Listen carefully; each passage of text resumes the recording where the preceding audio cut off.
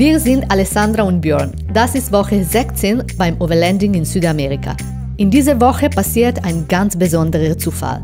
Ein Geschenk des Universums, das wir bis heute nicht glauben können. Außerdem ist unser Volkswagen-Bus schon wieder kaputt. Wir sind Nomaden. Wir sind frei. Zu Hause auf der Straße. Leben in der Natur. Zu viert in unserem VW-Bus T3. Die Welt ist ein Wunder. Ein Wunder, das wir mit all unseren Sinnen entdecken wollen. Zurzeit sind wir in Südamerika mit dem Ziel, den ganzen Kontinent zu bereisen. Kommt mit und steigt ein.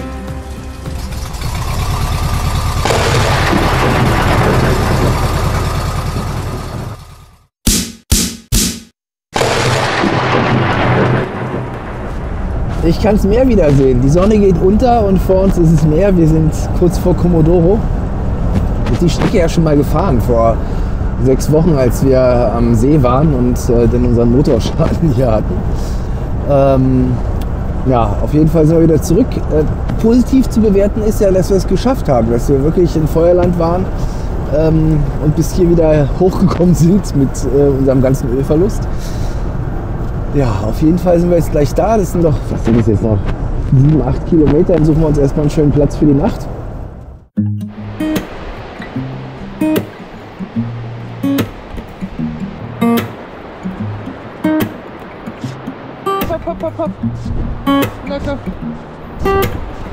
Guten Morgen!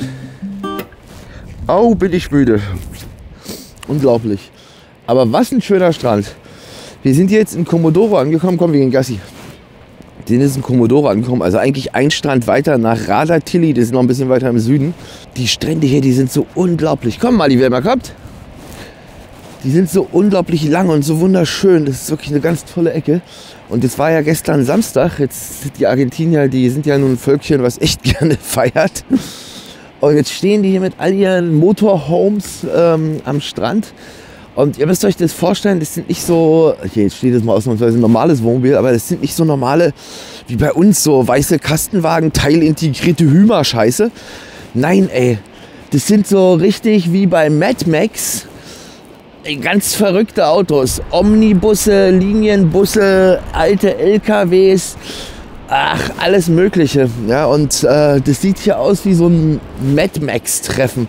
Und da stehen sie jetzt alle. Total geil. Und dann diese Aussicht, dieser unglaublich lange Strand. Ja, das ist ja länger als ein Fußballfeld bis zum Wasser hier. Also das ist echt total cool. Und dann mit dem Sonnenaufgang richtig warm. Also warm für argentinische Verhältnisse. Ja, auf jeden Fall total cool. So kann der Tag anfangen. Echt wunderschön. Ich habe schon überlegt, ob ich am Strand noch mal mit dem Auto lang fahre, aber vielleicht lassen wir das besser. So, also echt voll schön. Jetzt gibt es erstmal lecker Frühstück. Und dann, wenn wir das gemacht haben, dann werden wir in die Stadt reinfahren, nochmal schnell einkaufen gehen. Und nachher um 12 gibt es das Apartment. Mr. Krabs! Und was ein Riesentier, ey. Unglaubliches Teil. Von dem willst du nicht in den Fuß gebissen werden. Das ist echt fettes Teil, ey.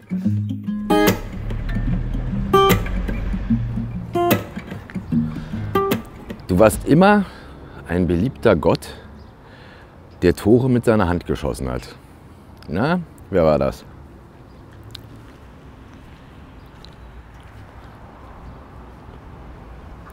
Und wie er auch dargestellt ist hier, das ist der absolute Knaller. Als Revolutionär sozusagen, mit kubanischer Zigarre und Kuba-Mütze. Diego Armando Maradona. Wir sind hier bei unserem Apartment und will ich euch mal zeigen, weil wir sind ja eine Woche hier zum Arbeiten. Und eigentlich ist es total cool, weil mega günstig, ein bisschen außerhalb. Und was das Allerwichtigste ist, es gibt zwei Dinge, die total wichtig sind. Nummer 1, Hermann ist eingeschlossen. Wir haben hier echt eine Einfahrt, in der wir den einschließen können. Und das heißt, wir schlafen sehr gemütlich und machen uns darüber nicht viel Gedanken. Und zum anderen, und das ist eigentlich mit das Wichtigste, Internetanschluss. Wir haben hier fett WLAN, können natürlich dadurch gut arbeiten. Und dann gehe ich jeden Morgen derzeit in den Bus zum Arbeiten, damit Alessandra ausschlafen kann. Und ich habe im Bus mein Büro. Na, ihr beiden? Und hier ist jetzt unser Mini-Apartment, nichts Dolles. Aber wir können kochen, haben mal eine vernünftige Dusche jeden Tag. Und hier sind wir jetzt eine Woche, Geld verdienen und dann geht's auf unser nächstes Abenteuer.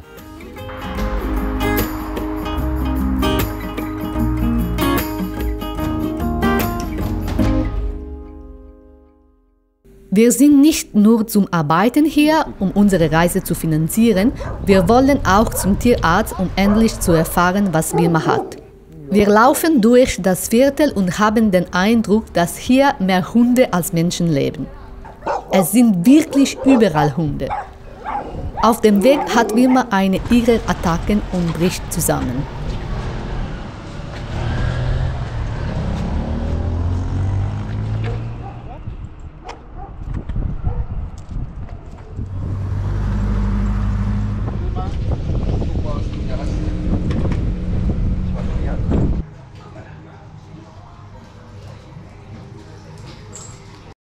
Also unglaublich, unglaublich. Also erstens Top-Tierarzt. Wir sind froh, dass wir hergefahren sind. Was soll ich sagen? 2 Jahre ist es her. Wir waren vor 2 Jahren in Berlin beim Arzt. Und diese Ärztin, der haben wir auch vertraut und waren lange bei dieser Ärztin.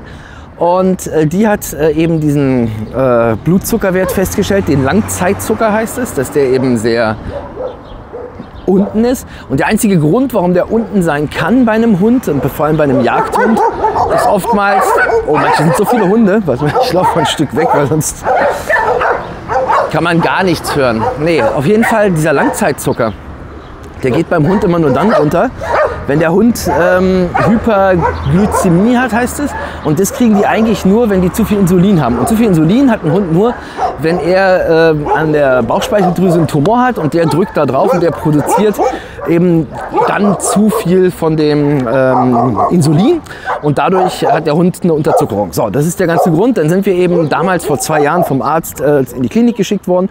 Die Klinik hat einen Ultraschall gemacht und dann haben sie mir gezeigt, auf dem Ultraschall da, der weiße Punkt auf der Bauchspeicheldrüse, das ist der Bauchspeicheldrüsenkrebs. Wir haben Wilma ja schon vor 2 Jahren verabschiedet, sind natürlich froh über jeden Tag gewesen. Und dann war eben, wie ihr in den letzten Videos gesehen habt, ist es immer schlimmer geworden. So. Und die hat ja auch wirklich nichts mehr gegessen. Ja, Moral von der Geschichte ist, die hat nichts. Die hat nichts an der Bauchspeicheldrüse. Wir haben jetzt wieder einen Ultraschall gemacht, nichts. Kein einziger Tumor, kein Schatten, kein nichts, kein gar nichts. Und nach 2 Jahren müsste ja nun mal, also mindestens was zu sehen sein. Ne? Also, Moral von der Geschichte ist, wir machen morgen nochmal ein Blutbild, weil der will jetzt auch sehen, ob die diesen geringen Blutzucker hat. Und dann wollen wir mal rausfinden, woher das kommt. Und wir haben heute für sie auch nochmal CBD-Tropfen gekauft. Also das hat der Tierarzt da gehabt, der schwört da auch drauf, sagt, das Beste, was du machen kannst. Und ja, wir setzen die jetzt halt einfach auf Dosis und wie bei alten Menschen auch, da muss man halt Medizin nehmen. Ja, und wir sind so glücklich. Una fantastica notizia. Ja, also wirklich richtig cool. Ja. Also wir hoffen, dass das jetzt morgen genauso bleibt mit den Nachrichten, also dass sich da jetzt nichts dran ändert mit dem Blutbild. Aber Fakt ist, dass wir nichts, aber wirklich gar nichts sehen. Und das macht uns total glücklich. Das heißt, wir können ganz normal weiterreisen.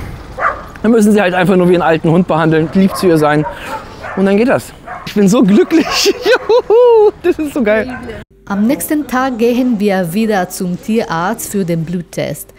Wir haben die Ergebnisse noch am gleichen Tag und es sieht alles gut aus, bis auf den Zuckergehalt im Blut, der war viel zu gering. Das wussten wir aber schon seit der falschen Krebsdiagnose vor 2 Jahren. Der Tierarzt sagt, es ist nicht einfach, hier eine genaue Diagnose zu machen. Und auch wenn wir den Grund wüssten, ist das Einzige, was gegen zu wenig Zucker hilft, einfach öfter zu essen, um den Pegel hoch zu halten. Wir sind ja mega glücklich, dass das Problem mit unserem Überdruck im Motor gelöst ist, dass wir also nicht mehr dieses Öl so rauspressen. Aber ja, wer ein bisschen Ahnung davon hat, ich selber habe es ja leider nicht vorher gehabt, dementsprechend man muss lernen durch seine Fehler. Auf jeden Fall, wenn lange Überdruck im Motor entsteht oder lange das anliegt, dann drückt es eben alle Dichtungen nach außen. Und uns hat es dabei die Ventildeckeldichtung kaputt gemacht. Die ist aber nicht so schlimm, da kommen nur Tropfen raus. Wo mehr rauskommt, wenn wir einen Berg hochfahren, ist die Ölbockdichtung, heißt es. Das ist also unter dem Ölfilterblock. Da ist so eine Dichtung, die das mit dem Motor verbindet. Und die haben wir uns kaputt gemacht, währenddessen wir mit dem Überdruck durch die Gegend gefahren sind. Ich hoffe jetzt, da drüben ist so ein Ersatzteilhändler, da steht auch VW. Und ich hoffe, dass die dieses Teil haben oder die beiden Teile haben, dann kaufen wir die wenigstens mal. Ob wir die jetzt gleich tauschen, weiß ich nicht, aber wir haben sie und wenn es irgendwie noch mehr zu noch mehr Ölaustritt kommt, dann können wir es auf jeden Fall reparieren. So, jetzt gucken, ob die das Ding haben. Man glaubt es nicht, ja. Ventildeckeldichtung für einen 1,9 Liter TDI von 86, ja. Einfach gekauft und bekommen. Unglaublich. Also in Deutschland kriegst du die nicht mehr einfach so. So, und die andere Dichtung haben wir auch bekommen. Somit sind wir wieder komplett. Weiter geht's. Heute essen wir endlich Fisch. Ja, voll krass. Wir haben es noch nicht einmal geschafft, seitdem wir in Argentinien sind, Meeresfrüchte oder Fisch zu essen. Und das ist ja das zweite große Standbein der Argentinier. Die haben ja nicht nur Fleisch, sondern die haben auch echt gute Meeresfrüchte. Ja. Und zwar soll es hier geben, die heißt Königskrabbe. Das ist so ein Vieh, also das ist ein richtig dickes Ding, also ein richtig fettes Vieh. Und die soll es hier geben und wir haben von den Argentiniern, wir haben ein paar Leute kennengelernt hier. Und die haben uns empfohlen nach, wie heißt der Ort? Caleta Córdoba. Caleta Córdoba. Und der ist dafür bekannt, dass es da eben lauter Fischstände gibt. Und da freuen wir uns total drauf. Und somit gibt es heute zum ersten Mal Meeresfrüchte. Juhu!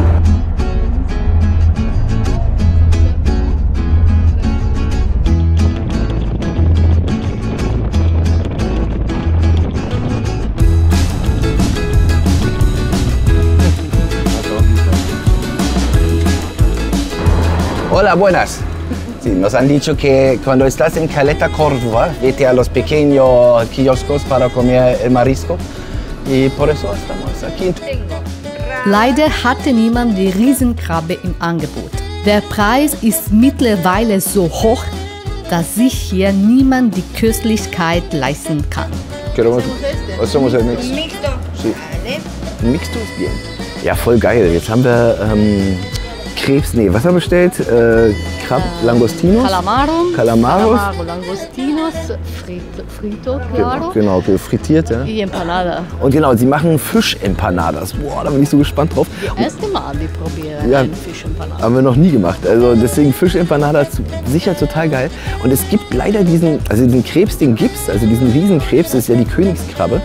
Aber die haben ja auch gerade gesagt, die sind so teuer mittlerweile im Kilopreis, das kauft am Ende eh keiner.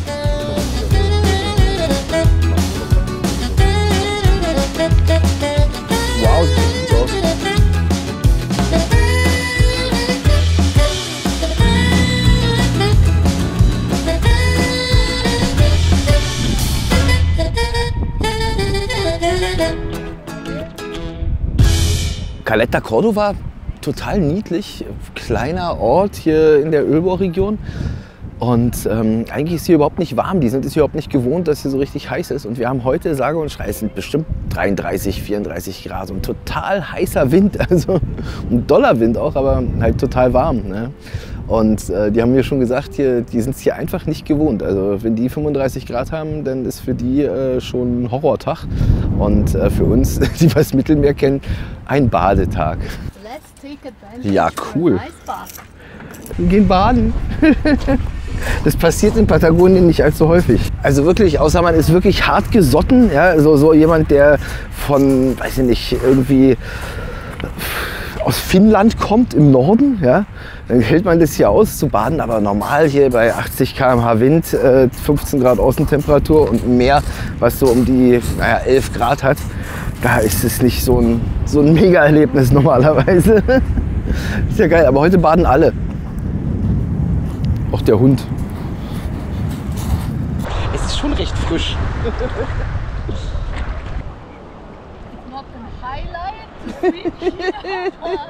Nice refresh. Also erfrischend ist es ja, sagt sie, aber so das Highlight. Aber egal, bei 35 Grad überhaupt mal so die sich im Wasser baumeln zu lassen, hat schon was. Die Rippelpiste, die hat hier schon ihren, wie soll man sagen, ihren Effekt sozusagen. Als wir die letzten Schäden am Bett repariert haben, fahren wir zum Veterinäramt, um die Papiere für die Hunde zu holen, die wir für die Grenze nach Chile brauchen.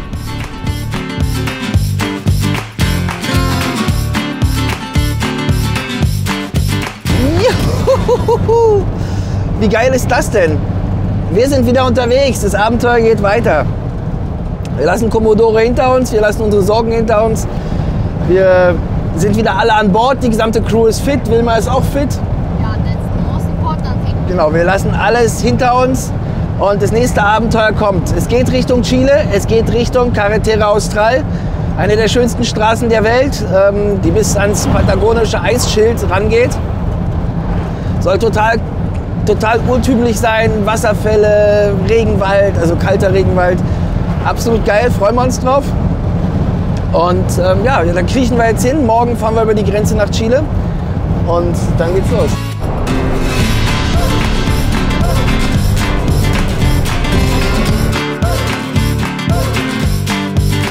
Con nuestro viaje. Oh, qué chulo. Para que tengan un recuerdo ahí. Karina, gracias, Anto. Muchas gracias. Buen viaje a ti. Buen viaje para ustedes. Un gusto. Que le vaya muy bien. Buena ruta. Gracias a ti también. Suerte.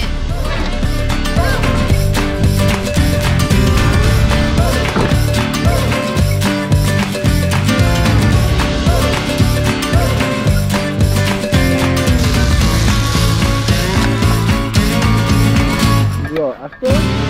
Guckt euch das an.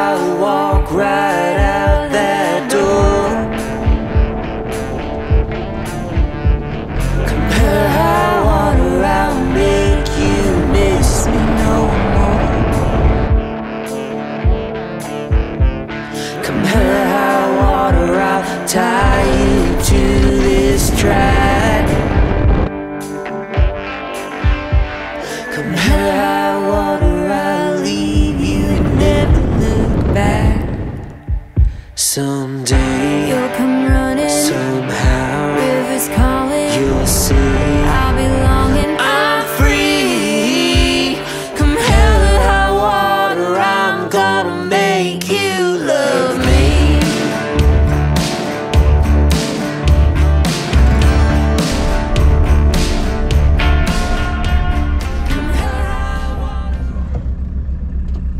Das da ist die Grenze. Wir sind da.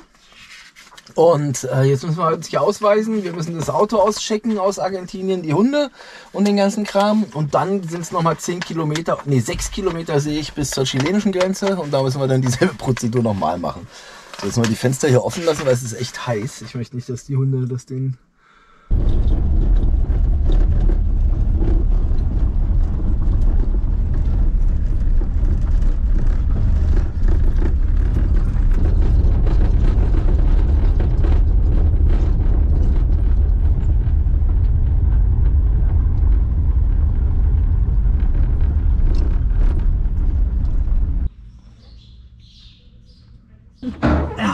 Geschafft. So. Das war ein bisschen lang, ne? Boah, was eine Kontrolle. Ja, jetzt sind wir in Chile und jetzt gehen wir erstmal nach Coyhaique, ne? This name that you don't know how to pronounce it and how to write it.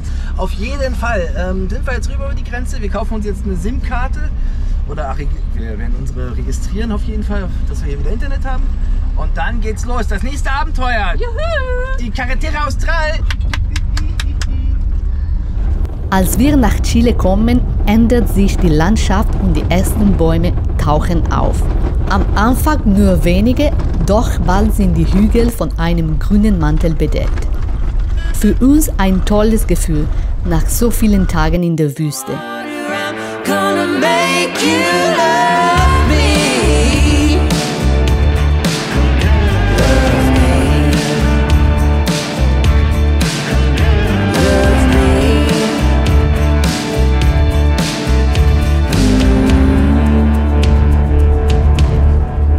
Wir haben ein Problem mit Hermann. Er macht komische Geräusche. Wir suchen uns einen ruhigen Platz, um nachzuschauen, was das ist. Wir haben ja wieder mal Autoprobleme. Ja, was soll ich sagen?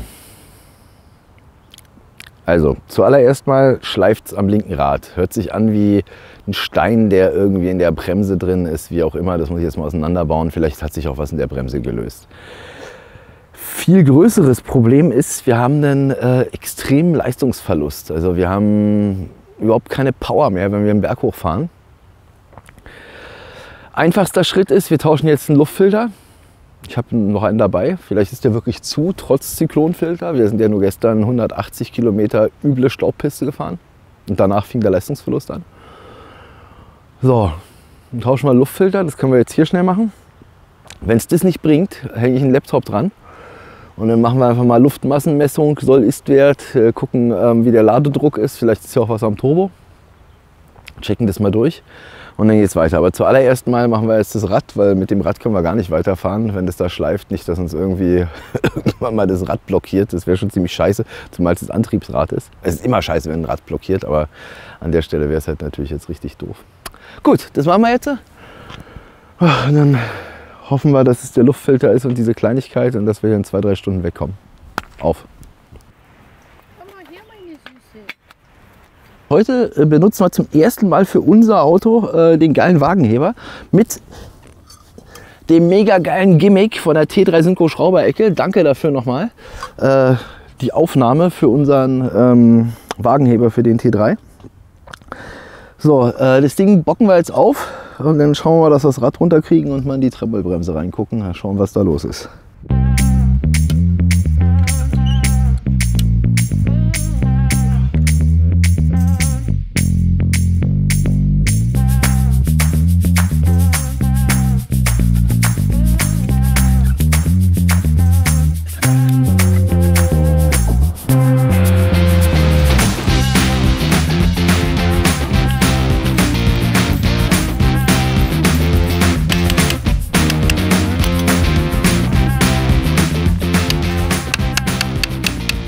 So, nach ein bisschen Gefummel habe ich das Ding endlich unten und habe auch gleich gesehen, hier drin ist eine Rille, also eine ziemlich heftige Rille im Metall.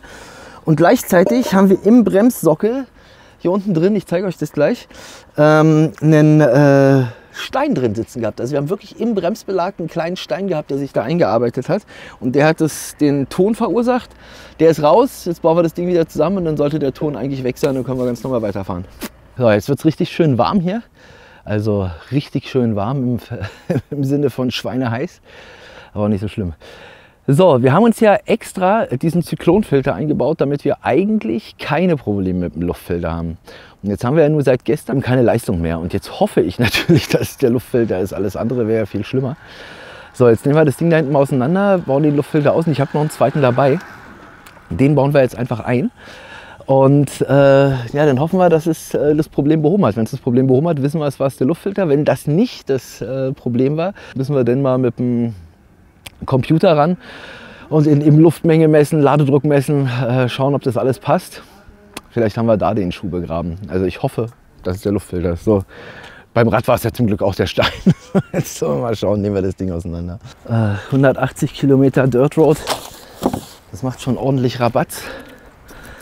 Aber ob das jetzt der Grund ist für den Luftfilter, naja, werden wir sehen.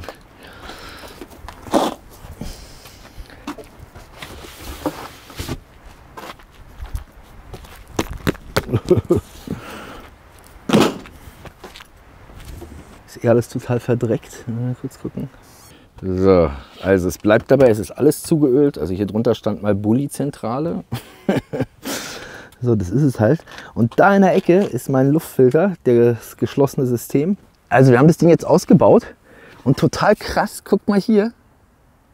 Das ist innen drin voller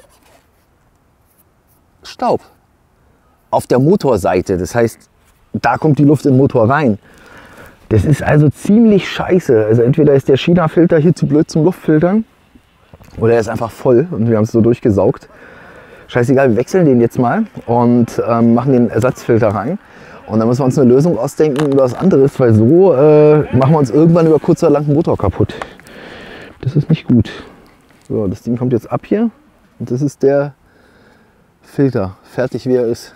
Also Rücklicht ist wieder drin, der neue Filter ist drin, aber ich vertraue dem Ganzen irgendwie nicht so und ich hoffe, dass der Leistungsverlust nur dadurch kommt, dass der Filter jetzt zugesetzt war und eben nicht mehr genug Luft reingelassen hat. Wenn wir den Turbo natürlich komplett zugesandet haben, dann sind wir echt gearscht. Also dann müssen wir wahrscheinlich den Turbo wechseln und ich weiß nicht, was man da noch machen muss. Ja, vielleicht habt ihr einen Rat, ob man den Motor innen drin reinigen muss oder wirklich alles auseinanderbauen muss oder ob nur die Zuluftstrecke des Turbos sozusagen gereinigt oder gemacht werden muss. Egal, das werde ich mir jetzt mal einlesen in Ruhe und eine Lösung finden. Und hier liegen auch überall im Motorraum Steine rum. Also wirklich alles voller Steine von diesem Gravelrotfahren. Und das zieht natürlich das Auto doch schon ganz schön mit Leidenschaft. Egal, also neuer Filter ist drin. Alter Filter, den behalten wir jetzt erstmal. Da setzen wir vielleicht was Neues ein über kurz oder lang. Da habe ich mir was ausdenken zu. Aber so geht es natürlich nicht. Scheiße.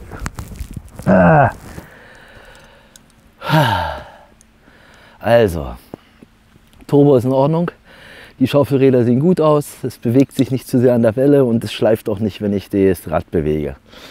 Ist auch am Eingang des Turbos kein Staub zu sehen. Der Staub ist nur am Luftfilter. Jetzt hoffen wir mal, dass der einfach voll war und dass es deswegen so eine leichte Ablagerung gegeben hat. Ich habe den ja jetzt gewechselt. Jetzt starten wir wieder durch und hoffentlich haben wir wieder Leistung.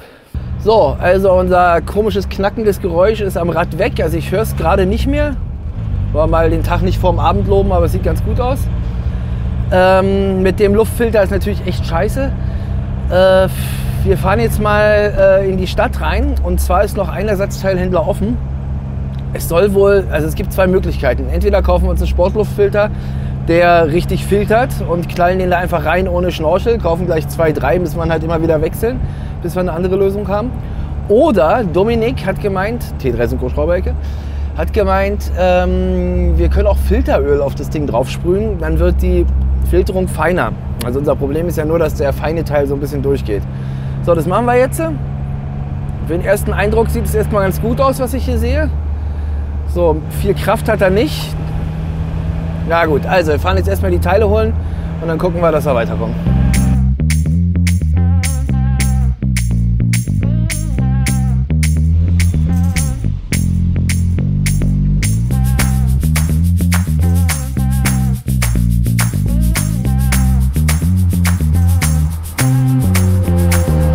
So, hast du die Ölfilter gefunden oder nicht? Ja, also was hier in Südamerika so geil ist, ihr müsst euch das so vorstellen, da gibt es diesen Ersatzteilhändler und dann sitzt da irgendwo ein Opa oder eine Oma in irgendeiner Ecke, die man auch nie sieht und die wird gefragt. Dann heißt es, du sag mal, Schreffer, gibst denn hier diesen Filter?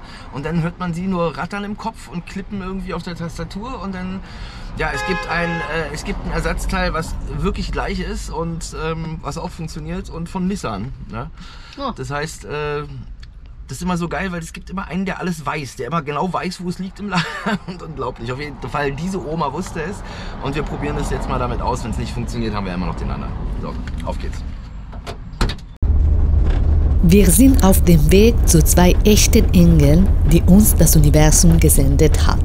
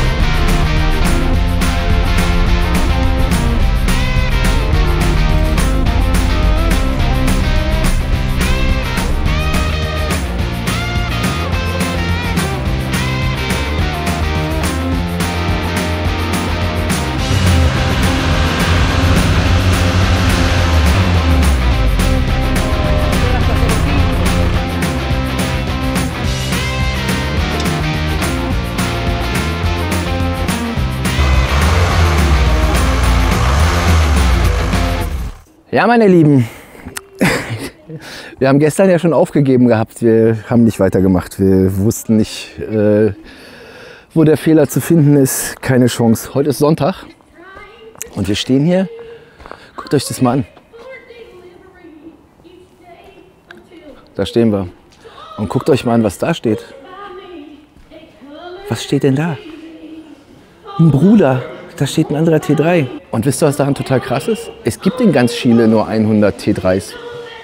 Und die Geschichte, wie wir den gefunden haben und warum wir heute hier sind, das ist die unglaublichste Geschichte, die ich in den letzten Jahren erlebt habe. Und zwar haben wir gestern schon resigniert. Wir hatten keinen Bock mehr. Wir haben wirklich gesagt, wir kommen hier nicht weiter und müssen uns eine Werkstatt suchen. Und dann sind wir rausgelaufen, haben das Auto stehen gelassen, sind ein bisschen gelaufen, 200 Meter. Und treffen dann ein Pärchen, Esteban und seine Frau Paola. Und quatschen ein bisschen, trinken ein paar Bier. Die haben Bier dabei gehabt und haben uns eingeladen. Und schöne Konversation, alles gut. Und dann kommen wir aufs Autothema, sagt er, ja, ich habe da einen T3 stehen. Ich sage, du hast einen T3? Das geht doch gar nicht in Chile. Wie kann es sein, dass du einen T3 da stehen? Es gibt insgesamt nur 100 T3s in ganz Chile. Und dann fragt er mich, du hast auch einen T3? Ja, sage ich, auch einen T3, sind ein bisschen traurig, weil Motorprobleme und müssen jetzt erstmal eine Werkstatt suchen. Und dann sagt der Typ, du brauchst keine Werkstatt mehr suchen. Du stehst vor der Werkstatt. Ich so, auf jeden Fall, total krass. Hat der hier eine Werkstatt? Da, wo wir jetzt auch gerade stehen. Und schrauben hier mit dem Auto rum. Da ist Esteban, da ist sein Kumpel Francisco. Du hast. Ja, und mit den beiden haben wir jetzt den Fehler gefunden und B, können wir ihn auch gleich lösen. Und ich bin darüber so mega glücklich. Und wie soll ich das ausdrücken? Ich kann es gar nicht in Worte fassen, was uns das Universum an Glück geschenkt hat. Also, man muss sich das mal so vorstellen. Ich bin irgendwo in der Pampa, in Patagonien, ganz am Ende. Es gibt hier keine Ersatzteile, es gibt auch keinen, der VW-Bus T3 kennt. Und dann treffe ich den einzigen in diesem ganzen Ort hier, Coyhaique, der A, einen T3 hat und B, sich damit auskennt. Und ja, wir haben den Fehler gefunden. Und schaut euch mal an, was der Fehler ist. Das ist so schier unglaublich, was der Fehler ist. Der Fehler ist ein kleines Mistteil. Wo habe ich es denn jetzt hingetan? So, da ist es. So, und zwar dieses Teil. N75 Regelventil. Ist dafür da, die Power vom Turbo zu regeln. Und davon gibt es 2 im Auto. Eins habe ich getestet gestern, das konnte ich testen. Das andere konnte ich nicht testen. Ja, und das andere war kaputt. Und wir haben hier alles an Werkzeug, was wir brauchen. Wir suchen jetzt noch einen Stecker, dass wir das irgendwie verbinden können. Und dann geht's weiter. Und dann sind wir wieder on the road. Die Karre funktioniert wieder. Und das, ja, ich bin so unglaublich berührt von diesem Zufall. Ich kann es überhaupt nicht in Worte fassen. Also ich glaube, ich gehe ab jetzt sonntags in die Kirche. Gut, sagen wir mal, das Universum hat mir das geschickt, um einfach zu zeigen, nicht aufgeben, weitermachen. Gibt nie auf, macht einfach weiter und es kommt die Lösung von ganz alleine. Das ist so schier unglaublich. Unglücklicherweise ist das Leistungsproblem noch immer nicht gelöst. Wir fahren wieder in die Werkstatt, um weiter nach dem Problem zu suchen. Es ist unglaublich. Der Fehler lag wieder an der Gravel raus und an den Straßenverhältnissen. Wir haben Steine und Sand in der Steuerung, in der Mechanik des Turbos gehabt und die konnte sich nicht mehr bewegen und deswegen hat der Turbo nicht mehr funktioniert. Also so wie es aussieht, ich gebe jetzt gleich mal Gas, also so wie es aussieht, haben wir das Problem gelöst. Der Computer sagt ja, aber ihr wisst ja, wie es ist, unter Last sieht es dann nochmal anders aus.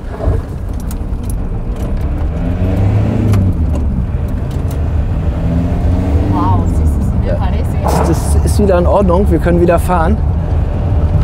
Ja, wir sind wieder schnell, wir sind wieder on the run. Das heißt, wir haben unser Problem gelöst an einem Sonntag. Wir hatten wirklich nur einen Tag ein Problem. Durch Esteban und den lieben Gott oder das Universum, wie ihr wollt, ist es mir egal, war das echt nur ein Tag, sonntags gelöst.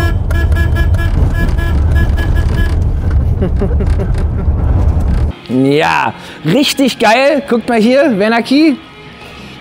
Esto es Esteban. Y Esteban ha ayudado mucho. Er hat uns super geholfen. Wir können weiterfahren. Danke, gracias, muchas gracias. Ahora hacemos una ¿cómo se llama? Barbacoa juntos, super schönes Grillen zusammen. Und esto es Francisco. Los dos son la bomba. Vero, muchas gracias, chicos. Absolutamente guay. Genial, gracias. Gracias a vosotros.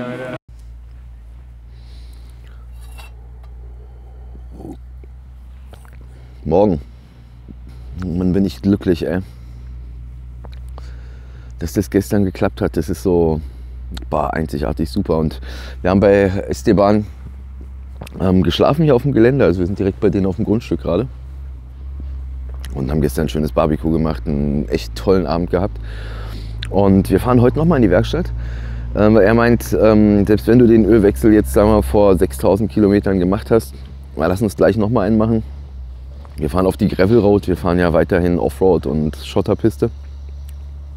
Und wie soll ich sagen, es kommen ja immer leichte Staubteile auch durch den Luftfilter durch. Wir haben ja keinen Papierluftfilter, sondern einen Sportluftfilter. Und dieser Feinstaub, ganz, ganz feine Staub, der kommt da durch. Und dementsprechend haben wir halt ein Öl, was sich irgendwie anreichert mit Staubteilen und dementsprechend dicker wird und auch eine Schleifwirkung erzeugt. Deswegen haben wir gesagt, machen wir das jetzt gleich. Wir machen auch gar kein dolles Öl rein. Ist jetzt nur für 2000 Kilometer. Und wenn wir wiederkommen, dann machen wir nochmal einen Ölwechsel und dann mit vernünftigem Öl, weil dann kommt eigentlich nur noch Straße. Das sind jetzt einfach nochmal 1200 Kilometer Gravel Road, die wir zu fahren haben. Es geht nochmal ordentlich an Mensch und Material. Und dafür machen wir vorher den Ölwechsel. Und hier ist so wunderschön, echt so ruhig und toll einfach. Ja. Also nebendran ist direkt ein Bauer mit Kühen. Das ist einfach nur wunderschön. Ja, Mali Wilma fühlen sich auch richtig wohl hier in der Sonne. Und wir sind gespannt, was uns auf der Carretera Austral erwartet. Also eins erwartet uns sicher, ihr seht, wir haben wieder die Winterjacken an. Die paar Kilometer, die wir jetzt hier rüber gefahren sind, aus Argentinien weg, haben schon einen ordentlichen Temperaturunterschied gemacht. Ich bin gespannt, wie warm das heute wird. Also ich hoffe, dass es nicht den ganzen Tag so kalt ist.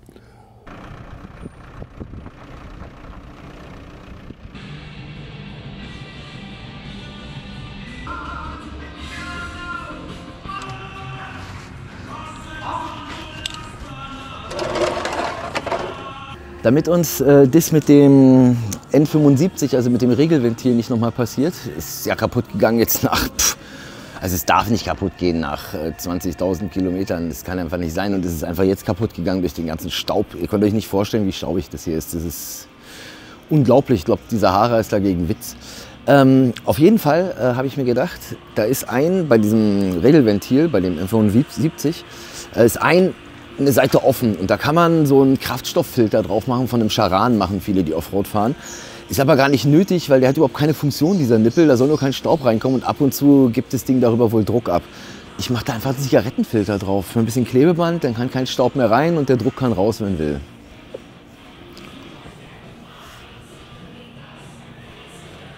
Zigarettenfilter.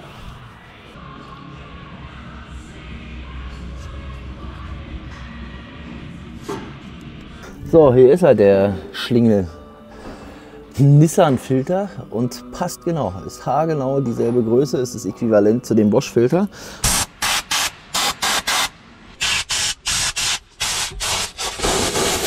Und da wir das Ding ja jetzt eh nur für 3000 Kilometer Ruckelpiste drin lassen, reicht es, dann kommt das Teil raus und mache ich wieder einen Bosch-Filter ran. Jetzt zeige ich euch was, kommt mal mit.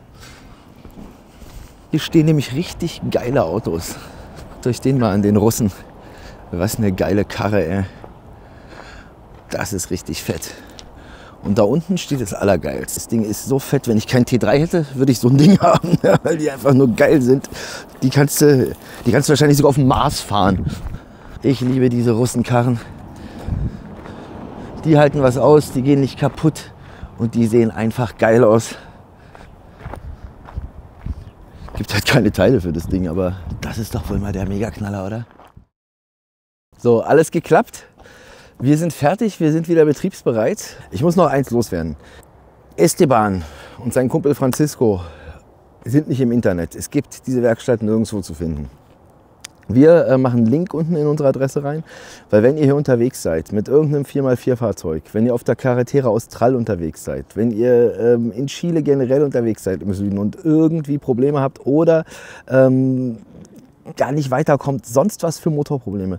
Die beiden sind echt der Knaller, die gehen total geordnet vor, die finden den Fehler, ja, und die nehmen sich auch die Zeit. Und dementsprechend, wenn ihr also Overlander seid und irgendwie Hilfe braucht, meldet euch bei denen. Ja, die Adresse ist unten in der Beschreibung verlinkt und da ist auch eine Wegbeschreibung, weil die sind nicht im Internet. Genau. Und ich kann nur sagen, nochmal von meiner Seite aus ein großes Danke Esteban, danke Francisco. Ihr habt uns wieder auf die Piste gebracht. So, und jetzt geht's Abenteuer weiter. Komm mal her, Wutz, komm mal her, Wutz.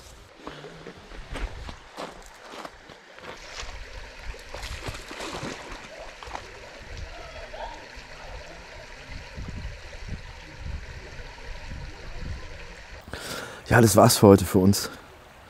Ich bin sehr dankbar für den Tag, echt. Also ich bin unglaublich dankbar, Esteban und seine Familie und Francisco kennengelernt zu haben. Bei denen schlafen wir heute auch nochmal. Und morgen geht's dann los aufs Abenteuer Carretera Austral. Aber heute kann ich mich nicht mehr bewegen. Ich habe so viel am Auto geschraubt. Auch gar keine Lust mehr. Haben alles geregelt. So, Prost, liebe Leute. Tschüss. Bis zum nächsten Mal. Ciao.